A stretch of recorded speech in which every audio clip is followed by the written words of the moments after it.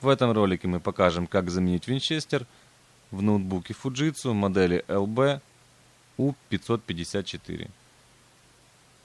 Откручиваем болты, фиксирующие заднюю крышку ноутбука.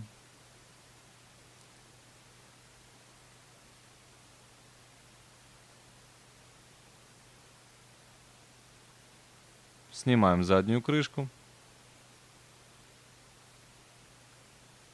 Откручиваем болты, фиксирующие аккумуляторную батарею. Поднимаем батарею и отключаем шлейф от материнской платы. Откручиваем болты, фиксирующие винчестер.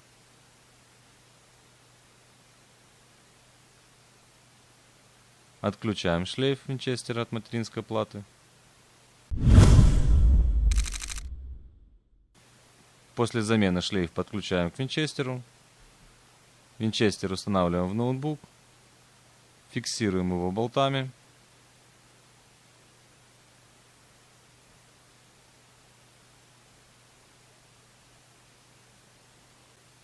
Шлейф аккумуляторной батареи подключаем к материнской плате. Батарею устанавливаем в корпус и фиксируем батарею болтами.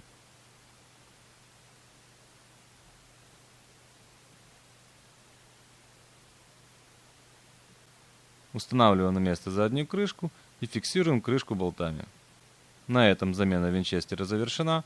Если вам понравилось наше видео, ставьте лайки и подписывайтесь на наш канал.